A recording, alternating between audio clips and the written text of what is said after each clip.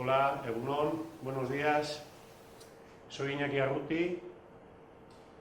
Trabajo desde hace 32 años en un servicio lingüístico municipal de un ayuntamiento y vengo a contaros un poco las bases teóricas que hemos utilizado durante todos estos años en muchos ámbitos y en muchas entidades para entender lo que nos pasa y en la medida que sea posible y nos ayude en fomentar y en ver un poco cuáles son las herramientas que todas las bases teóricas nos puedan ayudar a enfocar nuestro futuro para que sea un poco mejor del que tengamos, para que nos ayude a recuperar nuestra lengua, a revitalizar nuestra lengua. Este módulo lo vamos a impartir tanto Jon Sarasua como yo, y a mí me han encomendado un poco hablaros de lo que son las bases teóricas de lo que es la sociolingüística, el enfoque de la sociolingüística en esta experiencia de revitalización lingüística que estamos desarrollando en Euskal Herria, en el País Vasco. Bueno, para empezar, son unas bases teóricas que también las hemos contado otras veces en procesos y en cursos como el ADITU, pero presenciales, donde siempre es mucho más enriquecedor con toda la interacción que solemos tener con los participantes, que en este caso no va a poder ser, y trataré de ser lo más agradable posible para que estas bases teóricas puedan servir también de ayuda en los procesos de normalización lingüística que están llevando a cabo con sus lenguas, con sus comunidades lingüísticas. Bueno, el nombre del módulo es Bases de la Revitalización Lingüística y bueno, el primer capítulo lo voy a hacer en 3 capítulos. El primer capítulo va a ser eso, la sociolingüística como herramienta de revitalización lingüística. Antes de entrar en lo que es los contenidos que voy a tratar de transmitiros, en lo que es la plataforma digital en la que van a ver los contenidos de todo el curso, os he puesto una lectura, unos apuntes de sociolingüística que para algunos quizás sean conocidos, para otros no, pero he preferido poner unas bases muy básicas para que todos tengamos, si no, por lo menos el significado de unos contenidos básicos con unas terminologías similares, porque me acuerdo de otros cursos que cuando, por ejemplo, un término que utilizamos muchísimo aquí, que es la normalización del uso del euskera o la normalización lingüística, en algunas comunidades se entiende como el corpus de la lengua y nosotros normalmente estamos hablando más del estatus de la lengua, o estas dos significaciones de corpus y estatus, que es por donde empiezan esos apuntes, por ejemplo, para poner la base de que tenemos que diferenciar bien y a la vez saber cómo unirlos, lo que es la lingüística y lo que es la sociolingüística. La lingüística más se ocupa del corpus de la lengua, de la morfología, de la sintaxis, bueno, de diccionarios, de todo lo que es el corpus de la lengua, y la sociolingüística más se ocupa de lo que son las personas, el uso de la lengua, la comunidad lingüística.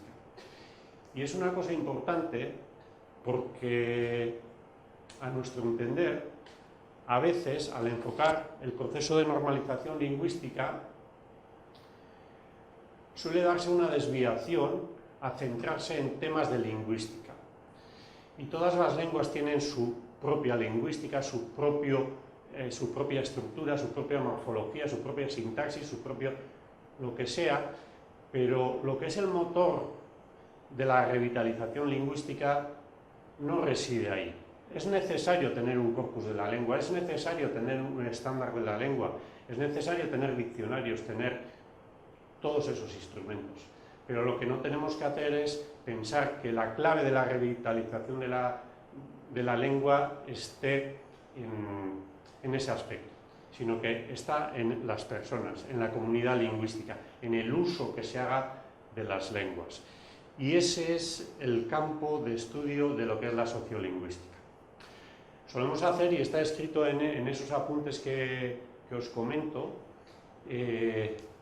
hacer una diferenciación o un paralelismo, si se quiere, para entender la diferencia entre lingüística y sociolingüística. Hemos dicho que la lingüística es la estructura de una lengua, la sociolingüística es el uso de una lengua.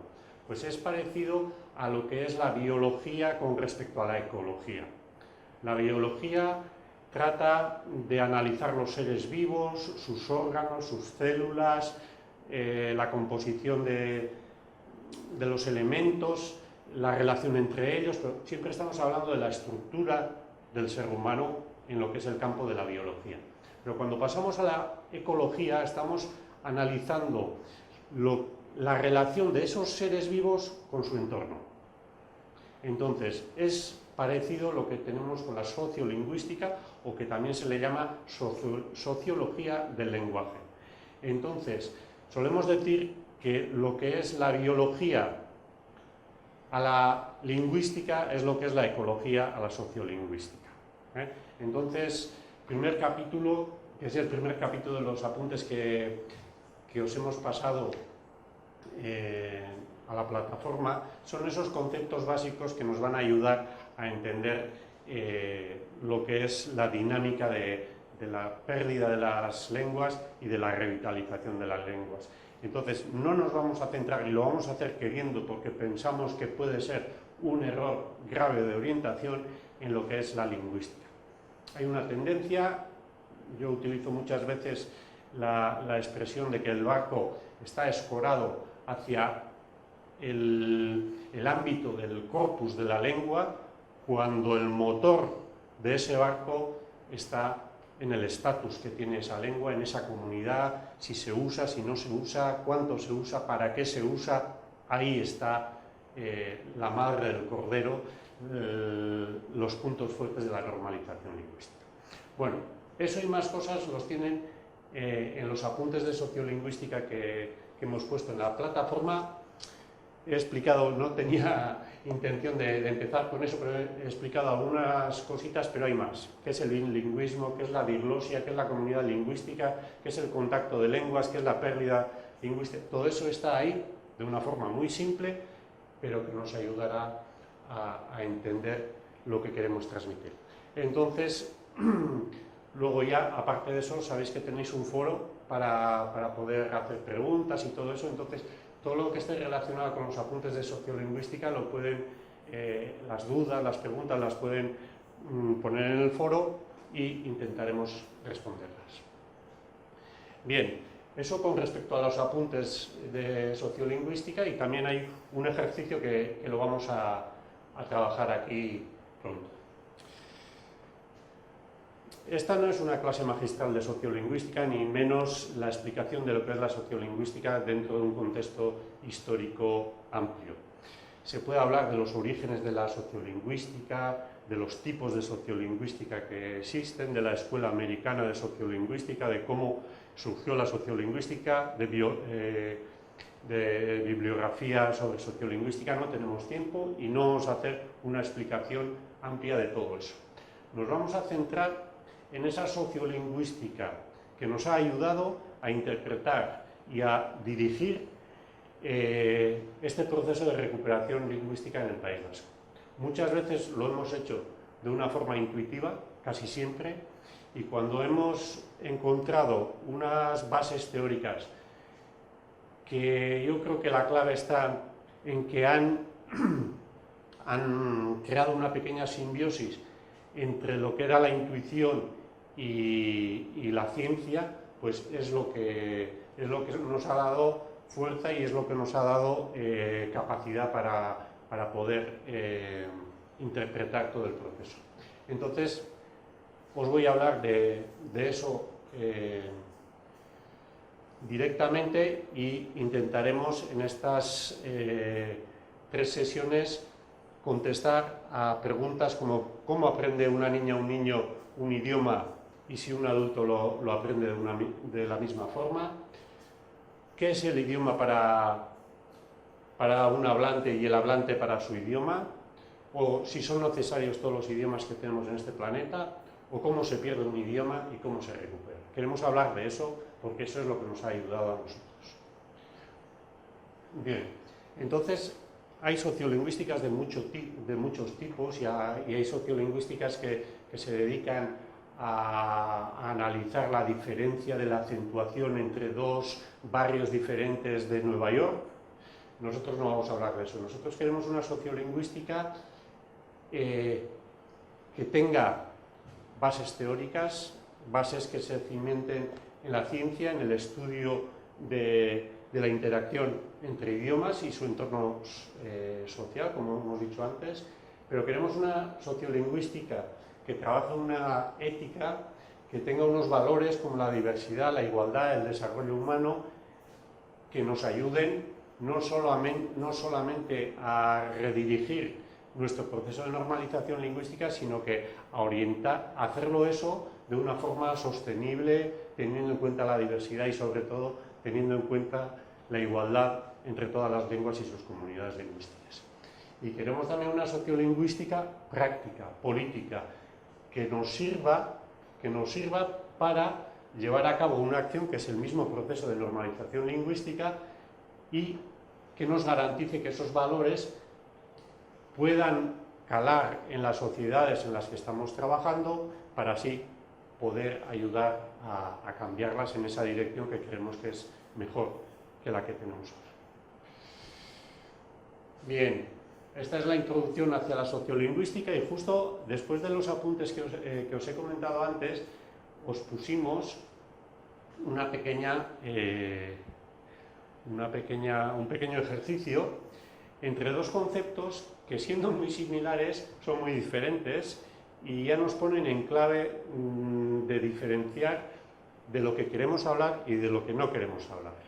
Y es la diferencia entre una lengua minoritaria y una lengua minorizada.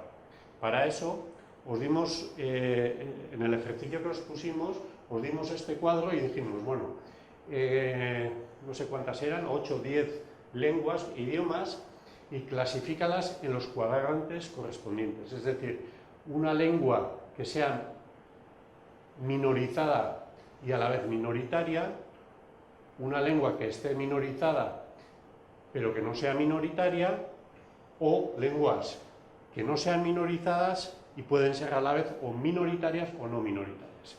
Bueno, ahí tenéis, habréis hecho el ejercicio y aquí os voy a poner el resultado. Pero el resultado se basa en entender bien la diferencia entre estos 2 conceptos.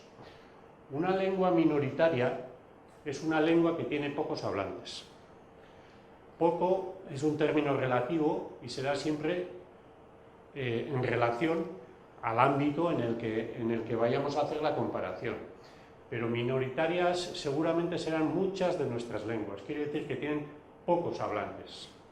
El chino no es una lengua minoritaria porque tiene un montón de hablantes, pero el islandés es una lengua minoritaria a escala del planeta porque tiene 300.000 hablantes. Pero aquí estamos hablando de cantidad de hablantes.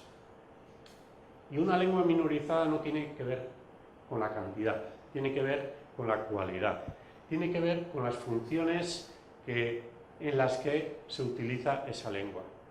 Una lengua minorizada es una lengua que no puede ser utilizada de forma normal en todas las funciones que se desarrollan en una sociedad en concreto. Entonces, esa es la gran diferencia. Y en base a eso, este sería más o menos el resultado que puede ser interpretativo en algunos aspectos del ejercicio que os hemos puesto.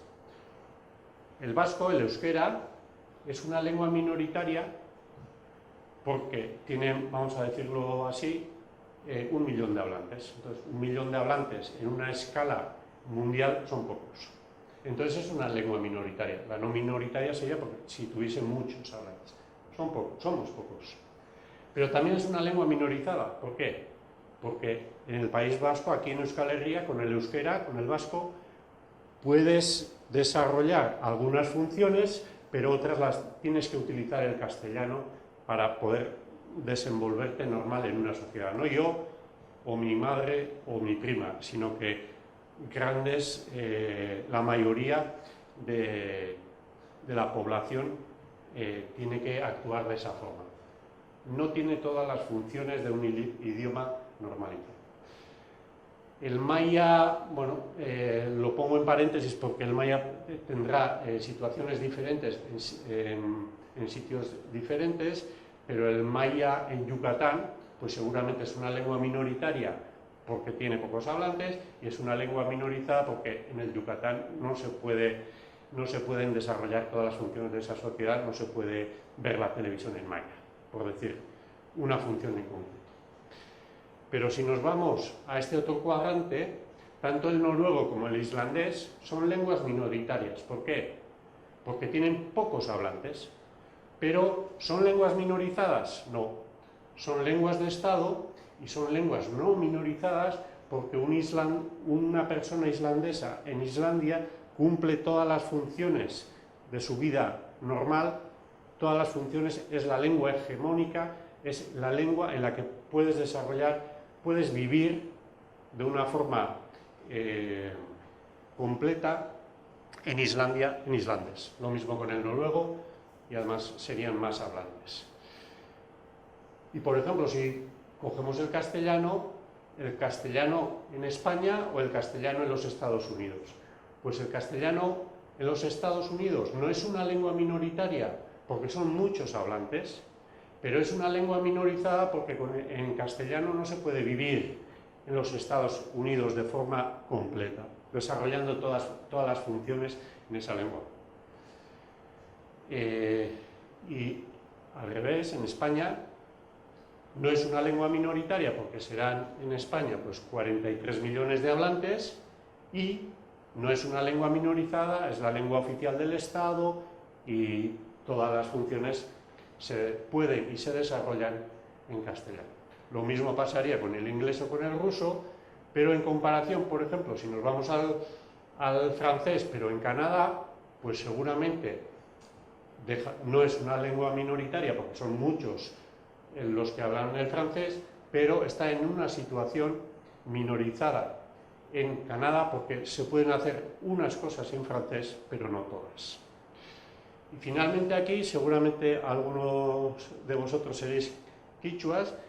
El quichua, dependiendo de en qué estado nos estemos manejando, la gran diferencia es que seguramente estará en todos los casos, sea el estado que sea, en una situación minorizada porque no se cumplen todas las funciones en esa lengua, pero dependiendo del lugar en el que estamos, seguramente no es una lengua minoritaria porque tiene muchos hablantes. Pero una cosa es la cantidad de hablantes y otra es las funciones que cumple esa lengua en una comunidad en concreto.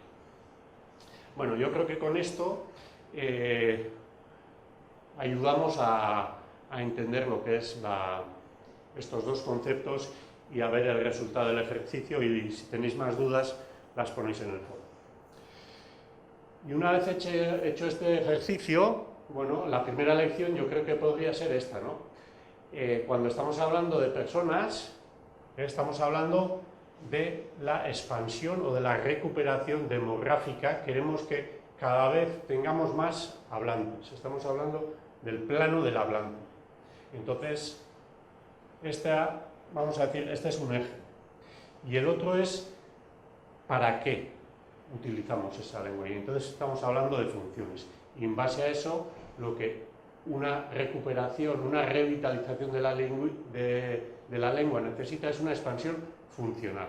Esto quiere decir más hablantes, esto quiere decir más funciones. Y ahí entramos en el plano de la comunidad lingüística que trabajaremos ahora en adelante. Entonces, Una lengua minoritaria es una lengua que tiene pocos hablantes, una lengua minorizada es una lengua que tiene pocas funciones. Y en consecuencia, una lengua normalizada es una lengua que en esa sociedad tiene la hegemonía en las funciones. Esta es la primera lección, y entonces en base a esto, la mayoría de las cosas, habrá cosas que también las incorporen, pero la mayoría de las cosas que vamos a transmitir ahora están basadas en la sociolingüística, en el libro más en concreto que escribió en 1987 José María Sánchez Carrión,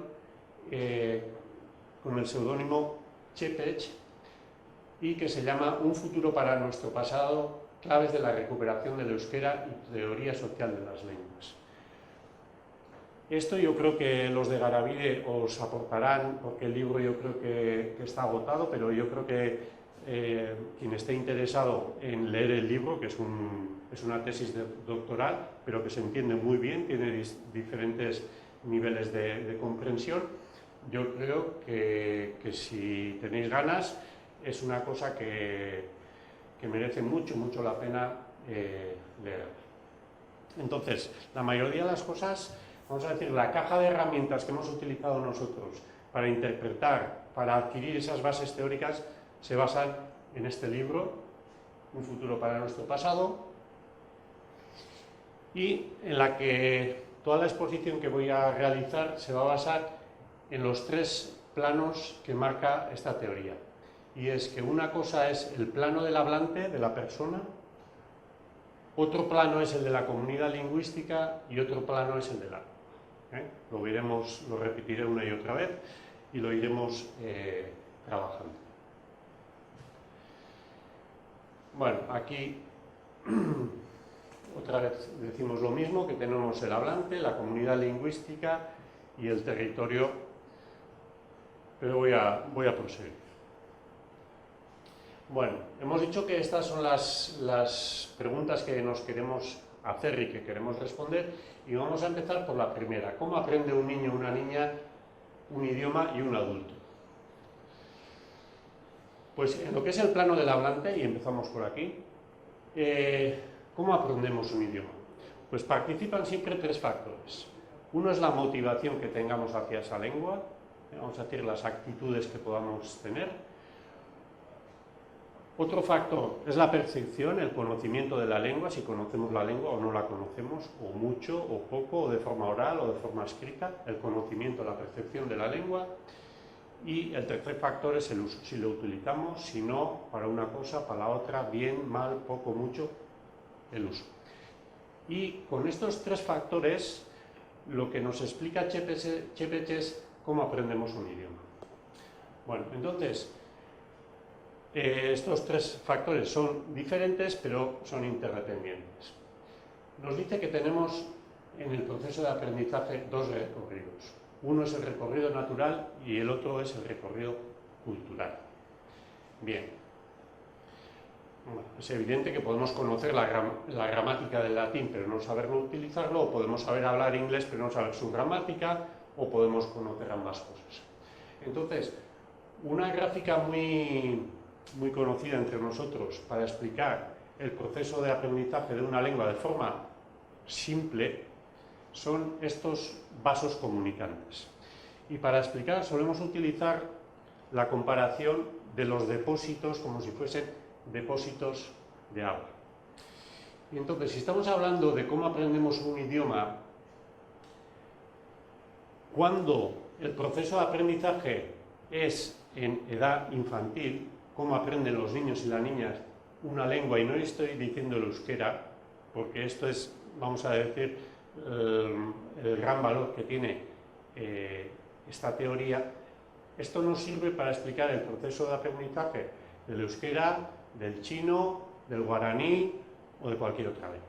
Entonces, un niño o una niña aprende la lengua normalmente en casa. Empieza cuando los padres, las madres, los abuelos, los hermanos empiezan a hablarle, al principio solamente entiende y poco a poco, a la cantidad de uso que le vayamos a dar en X lengua, ese proceso de aprendizaje, ese uso, va a llevar al niño o a la niña a conocer mejor, peor, mucho, poco esa lengua. Y en la medida en que el flujo, vamos a decir aquí, como si fuese un grifo, si tuviésemos aquí un grifo de agua, cuanta más agua tenga en el uso, en los espacios de vida que tenga esa persona, de un niño o una niña, de un mes o de un año o de 2 o de 3, cuanto más tenga en esa lengua, mayor conocimiento de esa lengua tendrá, y en base a la funcionalidad que le da el conocer esa lengua, por lo que le sirve, va a tener una motivación natural hacia esa lengua. Este proceso de aprendizaje Čepeč lo denomina A, o proceso natural de aprendizaje de una lengua, que es el mismo en euskera, en castellano, en guaraní, en inglés o en chino mandarín. Entonces, ¿cuál es el motor del proceso de aprendizaje natural entre los niños y las niñas? El uso. Cuanto más uso tengamos de esa lengua, este recorrido va a ser más rico. Vamos a tener más conocimiento y actitudes más favorables hacia esa lengua. Sin embargo, a partir de una edad, por ejemplo, seguramente algunos de vosotros habréis aprendido una segunda lengua, pero a los 20 años, a los 30 o a los 40 años. Y en ese caso, seguramente, el proceso de aprendizaje estará en base a los 3 mismos factores que tenemos aquí, pero la orientación, la dirección del recorrido es inverso. Es decir, seguramente llegará a un nivel de suficiencia en la motivación, un nivel de necesidad o de voluntad para aprender esa lengua, y entonces seguramente activaremos un proceso de aprendizaje. Por ejemplo, si yo a los 20 años me he ido a Inglaterra a estudiar inglés y he visto que tengo una necesidad apremiante de aprender inglés, seguramente me iré a una academia de inglés porque ya la motivación ha llegado a un nivel en el que quiero adquirir más conocimientos de esa lengua.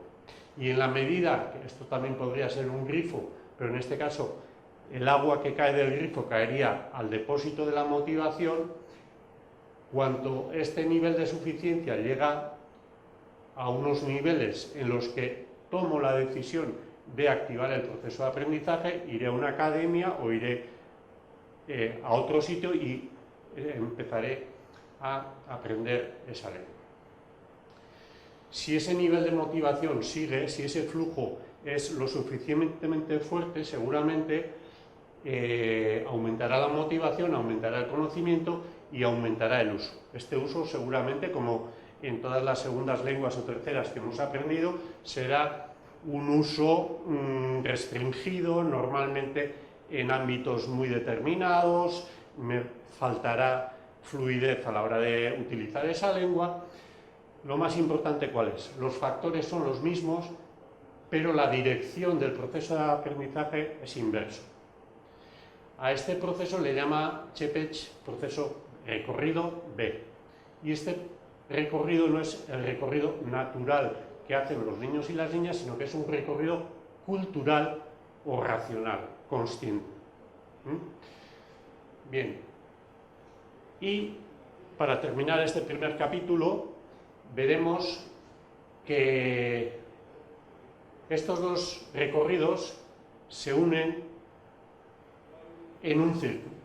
Es decir, el recorrido A que hemos explicado para el proceso de aprendizaje de los niños y las niñas sería este que empieza en un uso intrínseco de la lengua, va a un conocimiento y a una motivación natural de la lengua. Y el recorrido B sería el que empieza por una motivación cultural hasta un uso cultural.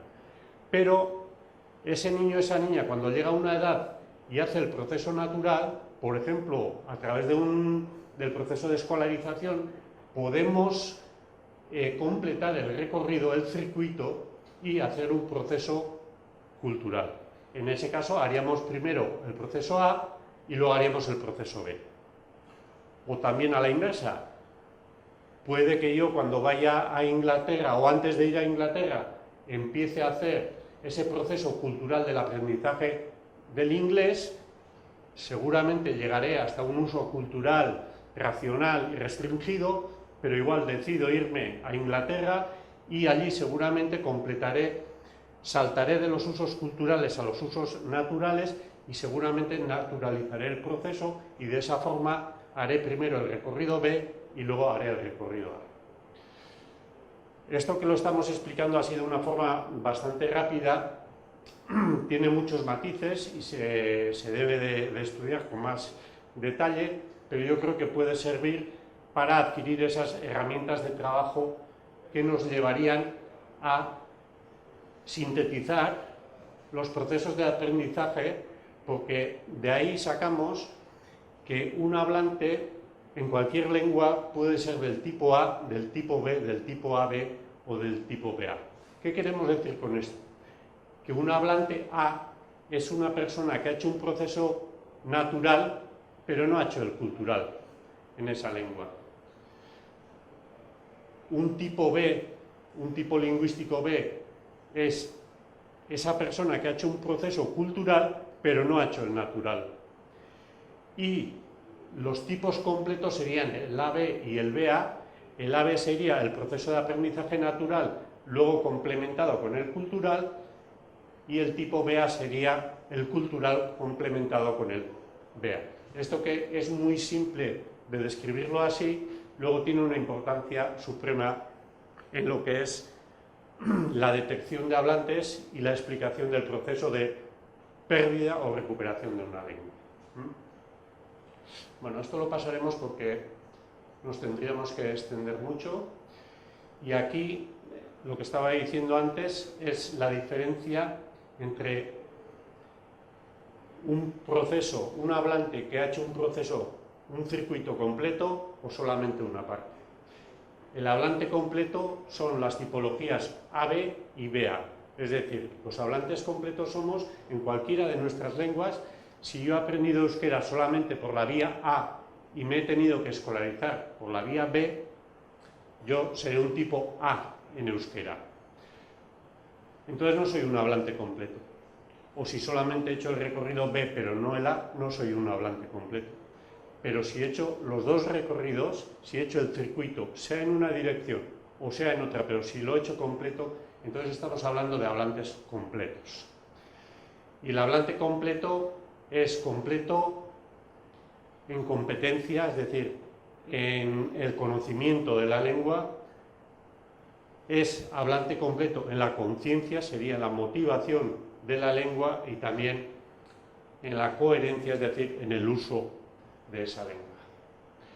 Bueno, esto que lo estoy explicando en 10 minutos, seguramente serán 100 páginas en el libro, y está explicado muy bien. Bueno, acabo con un ejercicio que os dejo para hacerlo antes del siguiente vídeo, y es para ver si habéis entendido este proceso de aprendizaje. Podemos hacer lo que llamamos la biografía lingüística de cada uno, y es utilizar un poco esta terminología que os he explicado, pero de una forma personal y aplicada al proceso vital de cada uno de nosotros. Yo voy a hacer un pequeño esquema de lo que sería mi biografía lingüística, para que veáis cómo podéis manejar esta tabla.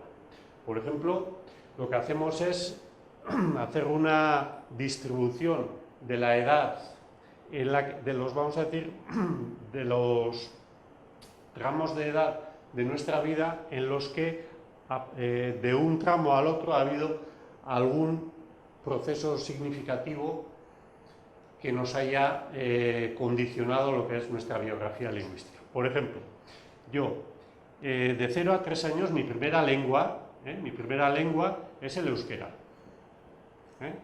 Mi primera lengua en este tramo de edad es el euskera y, perdona, mejor sería ponerlo así, primera lengua es el euskera, el vasco, ¿eh? Y entonces es la única en la que el euskera sería los tres factores que condicionan el proceso de aprendizaje. La lengua principal a nivel de motivación, de conocimiento y de uso siempre ha sido el euskera, en este tramo de edad. Yo en este tramo de edad, ¿qué tipología lingüística soy en euskera? Pues yo sería una tipología A. ¿Por qué? Porque estoy haciendo un proceso natural en base al uso familiar y del contexto más cercano que tengo yo en esa edad.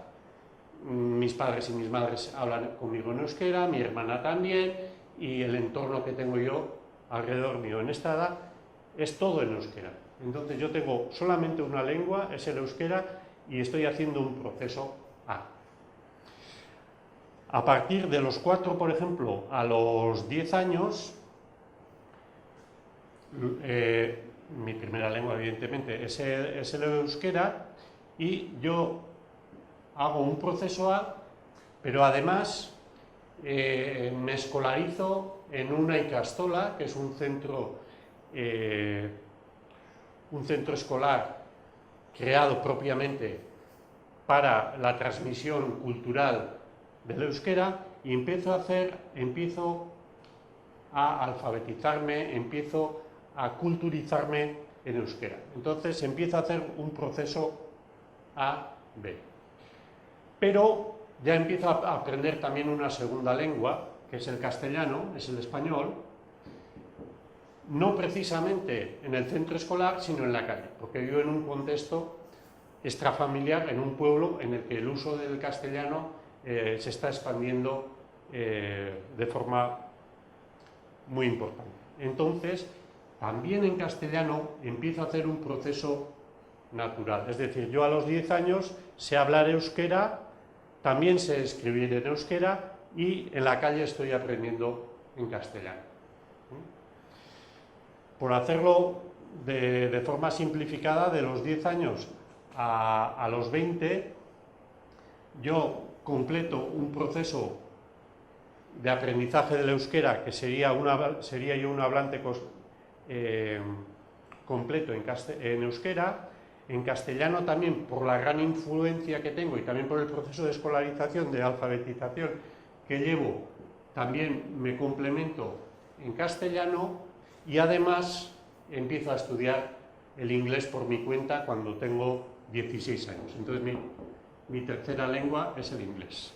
Y entonces, ¿qué proceso empezaría con 16 años? ¿Un proceso A o un proceso B? Yo empiezo a ser B en inglés, pero sé un poquitín de inglés, utilizo pero en contextos muy limitados, y de esta forma podemos, bueno, se puede hacer de una forma mucho más compleja, pero el hacer este ejercicio yo creo que nos ayudará a entender los procesos de aprendizaje que os he intentado transmitir antes en base a esos vasos comunicantes y a ese proceso A natural, B cultural. Listo por hoy.